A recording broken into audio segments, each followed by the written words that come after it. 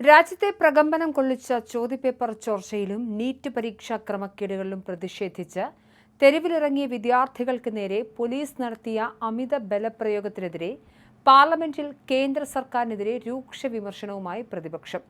പൊതുപരീക്ഷാ ഭേദഗതി bill 2026 public examination amendment bill 2026 ലോക്സഭയിൽ നടന്ന ചർച്ചയിലാണ് കോൺഗ്രസ് MP പ്രിയങ്ക ഗാന്ധി വാദ്ര സർക്കാരിനെതിരെ കടുത്ത ആക്രമണം അഴിച്ചുവിട്ടത്. അവർ ഭീകരവാദികളാണോ, ആരാണ് പെല്ലറ്റ് തോക്ക് ഉപയോഗിക്കാൻ ഉത്തരവിട്ടത് എന്നുള്ള ചോദ്യം വളരെ കൃത്യമായി പ്രിയങ്ക ഗാന്ധി ചോദിച്ചു. ജൂലൈ 20 ജന്തർ മന്ദറിൽ നിന്നും പാർലമെന്റിലേക്ക് മാർച്ച് നടത്തിയ വിദ്യാർത്ഥികൾക്ക് നേരെ പോലീസും റാപ്പിഡ് ആക്ഷൻ ഫോഴ്സും നടത്തിയ ലാത്തി ചാർജ്, കണ്ണീർ വാതകം, പെല്ലറ്റ് തോക്ക്, AK-47 പ്രയോഗം എന്നിവയെ പ്രിയങ്ക ഗാന്ധി ചോദ്യം ചെയ്തു. നമ്മുടെ യുവജനങ്ങൾക്ക് നേരെ കണ്ണീർ വാതകം പ്രയോഗിക്കാനും ലാത്തി ചാർജ് നടത്താനും ജലപീരങ്കികൾ ഉപയോഗിക്കാനും എന്തായിരുന്നു സാഹചര്യം? പെൺകുട്ടികളെ അപമാനിക്കാനും വസ്ത്രങ്ങൾ കീറാനും ക്രൂരമായി മർദ്ദിക്കാനും ആരാണ് അനുവാദം നൽകിയത്? അവർ ഭീകരവാദികളാണോ എന്നും പ്രിയങ്ക ചോദിച്ചു. പെല്ലറ്റ് തോക്കുകളും AK-47 തോക്കുകളും പ്രയോഗിക്കാൻ നിർദ്ദേശം നൽകിയത് ആരാണെന്ന് ആഭ്യന്തരമന്ത്രി വ്യക്തമാക്കണമെന്നും പ്രധാനമന്ത്രിയാണോ അതോ ആഭ്യന്തരമന്ത്രിയാണോ ഈ ഉത്തരവിട്ടതെന്ന് രാജ്യമറിയാൻ ആഗ്രഹിക്കുന്നുവെന്നും അവർ വ്യക്തമാക്കി. പരീക്ഷാ പ്രതിഷേധങ്ങൾക്കിടെ നടുറോഡിൽ വീഡിയോഗ്രാഫർമാരുമായി ഇറങ്ങിയ പ്രധാനമന്ത്രി നരേന്ദ്രമോദിയുടെ ഇൻസ്റ്റഗ്രാം റീൽസിനെയും പ്രിയങ്ക പരിഹസിച്ചു.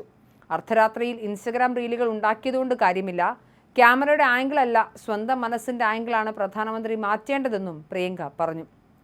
152 പേപ്പർ ചോർച്ചകൾ നടന്നുവെന്നും 7.5 കോടി വിദ്യാർത്ഥികളുടെ ഭാവി തകർന്നുവെന്നുമുള്ള വാദങ്ങൾ ഉയർന്നു. കഴിഞ്ഞ 10 വർഷത്തിനിടെ രാജ്യത്ത് 152 ചോദ്യപേപ്പർ ചോർച്ചകൾ ഉണ്ടായെന്നും ഇത് 7.5 കോടി വിദ്യാർത്ഥികളുടെ ഭാവിയെ ബാധിച്ചുവെന്നും പ്രിയങ്ക ചൂണ്ടിക്കാട്ടി. എന്നിട്ടും ഒരു പേപ്പർ ചോർച്ച മാഫിയെ പോലും ശിക്ഷിക്കാൻ സർക്കാരിനായിട്ടില്ല.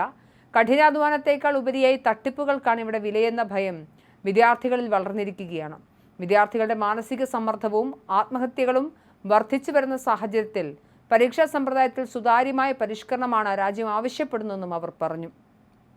പുതിയ വിദ്യാഭ്യാസ മന്ത്രി പ്രഹ്ലാദ് ജോഷിയുടെ നിയമനത്തെ ചൊല്ലിയും മഹാരാഷ്ട്രയിൽ ചോദ്യപേപ്പർ ചോർച്ചയെ തുടർന്ന് പെൺകുട്ടി ആത്മഹത്യ ചെയ്ത സംഭവത്തിലും പ്രിയങ്ക സർക്കാരിനെ വിമർശിച്ചു.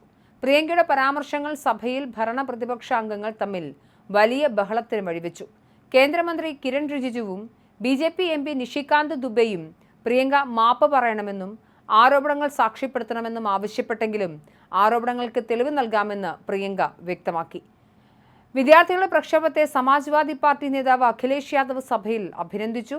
പോലീസിന്റെ ആണിവെച്ച വടിയും ഇലക്ട്രിക് ബാറ്റനുകളും പെല്ലറ്റ് തോക്കുകളും കൊണ്ടുള്ള നടപടികൾ അടിയന്തരാവസ്ഥയെ ഓർമ്മിപ്പിക്കുന്നതാണെന്നും അദ്ദേഹം പറഞ്ഞു. പ്രക്ഷോഭത്തെ തുടർന്ന് വിദ്യാർത്ഥികളുടെ ആവശ്യപ്രകാരം വിദ്യാഭ്യാസ മന്ത്രി ധർമ്മേന്ദ്ര പ്രധാൻ രാജിവെച്ചതിനെ സൂചിപ്പിച്ച് പ്രധാനമന്ത്രിയെ രക്ഷിക്കാനാണ് സർക്കാരിലെ പ്രധാനെ അഥവാ ധർമ്മേന്ദ്ര പ്രധാനെ പുറത്താക്കിയതെന്നും അഖിലേഷ് പരിഹസിച്ചു.